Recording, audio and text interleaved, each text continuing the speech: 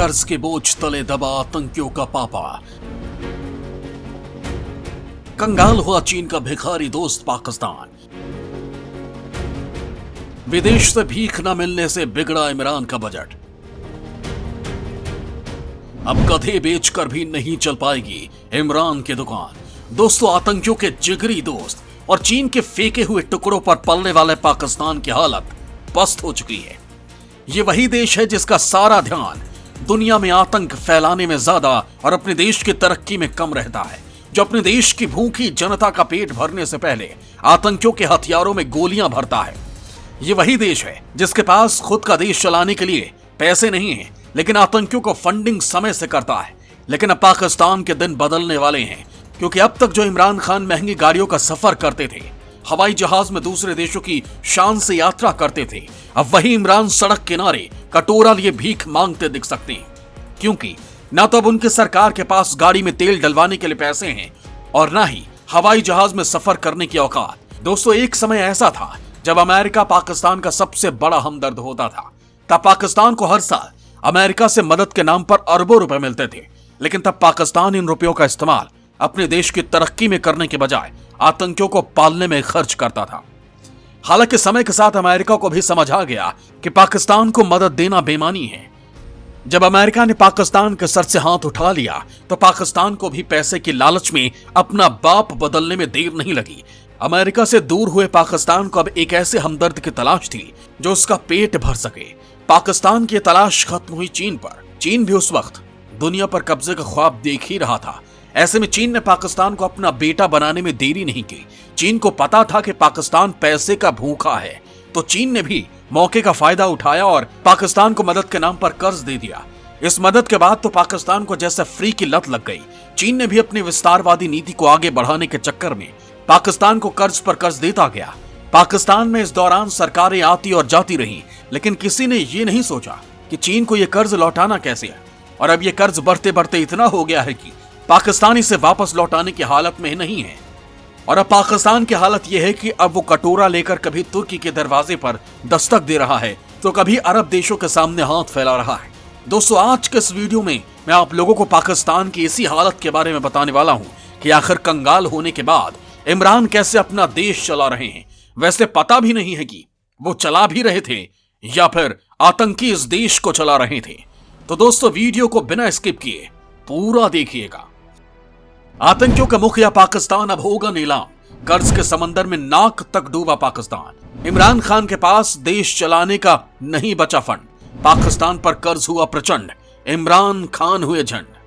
दोस्तों, भारत का पड़ोसी देश पाकिस्तान जो कभी कहता था कि पाकिस्तान की मिसाइलें दिल्ली तक हमला कर सकती हैं, लेकिन नियति देखिए, आज पाकिस्तान की हालत इतनी खराब हो गई कि इमरान खान के पास अपने घर से ऑफिस तक जाने के लिए कई बार सोचना पड़ता है, क्योंकि उनके पास कार तो है लेकिन उसमें तेल भरवाने के लिए सरकार के पास पैसे नहीं है। और यही इमरान खान के मंत्री दिल्ली तक मिसाइल दागने की बात करते थे।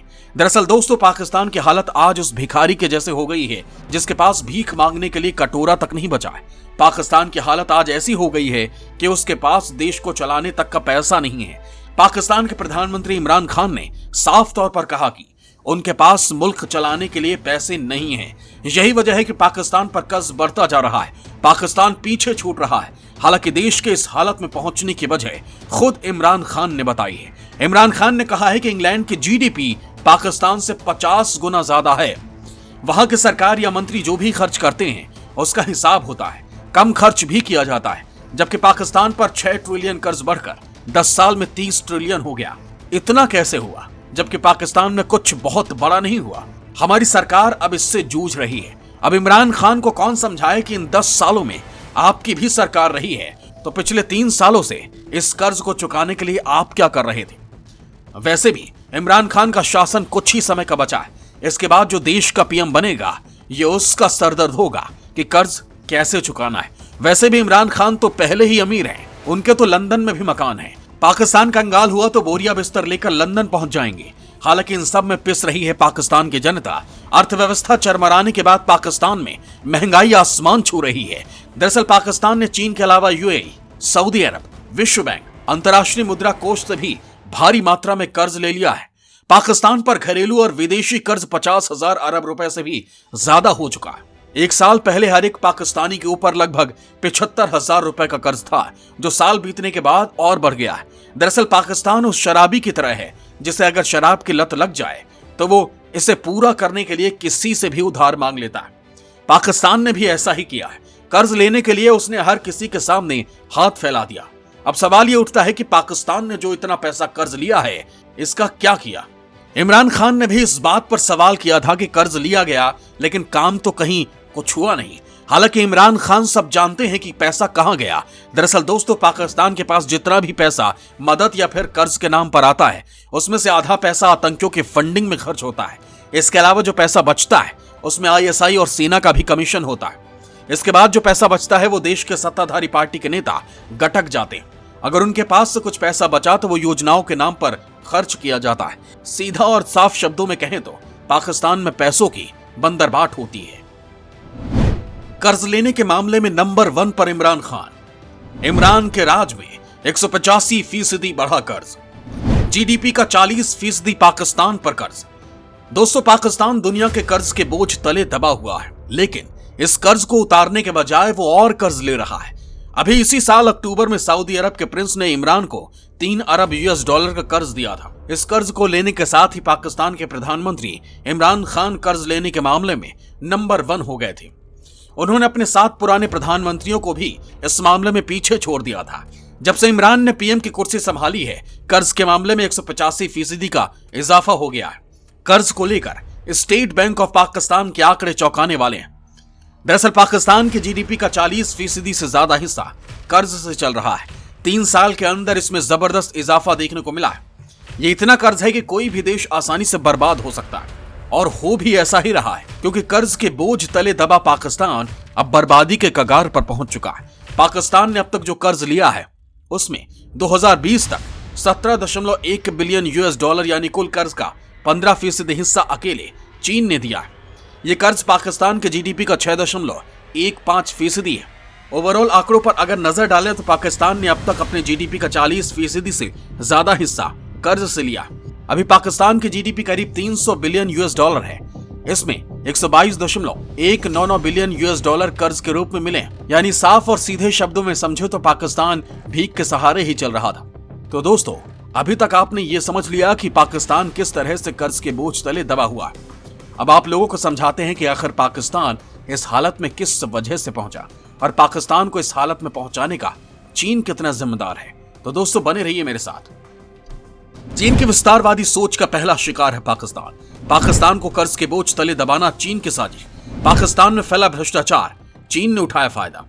दोस्तों, पाकिस्तान आज जिस हालत में है, वैसे तो उसका जिम्मेदार वो खुद है, लेकिन इसके पीछे पूरा दिमाग चीन का है। दरअसल पाकिस्तान चीन की विस्तारवादी सोच का पहला शिकार है। चीन की हमेशा ये नीति रही कि पहले गरीब देशों को भारी भरकम कर्ज दो, और जब वो कर्ज ना चुका पाए तो उसके अहम चीजों पर कब्जा जमा लो।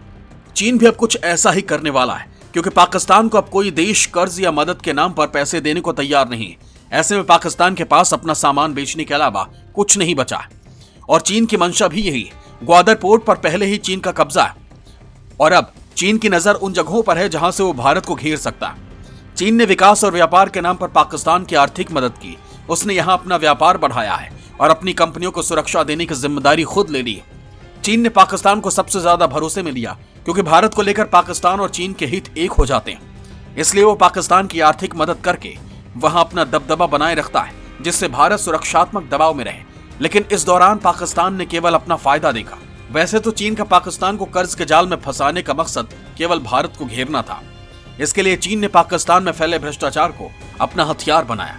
चीन ने अपनी योजनाओं को लागू करने और पाकिस्तान से अपनी बात मनवाने के लिए सेना और ISI को जमकर पैसे खिलाए, जिन्होंने पाकिस्तान पर चीन की बात मानने का दबाव डाला। पाकिस्तान में कई ऐसी चीनी योजनाएं चल रही हैं जिनके लिए सरकार कभी तैयार नहीं थी, लेकिन सेना के दबाव के आगे सरकार को झुकना पड़ा, और अब पाकिस्तान की ऐसी हालत हो गई है कि कर्ज उतारने के लिए फिर कर्ज मांग रहा है। आलम यह हो गया है कि पाकिस्तान के पास अब देश चलाने के लिए पैसे नहीं है। इससे कुछ और नहीं, बस पाकिस्तान में अराजकता फैलेगी, क्योंकि जब सरकारी कर्मचारियों को सैलरी नहीं मिलेगी तो विरोध बढ़ेगा, और इसका खामियाजा पाकिस्तान को भुगतना पड़ेगा।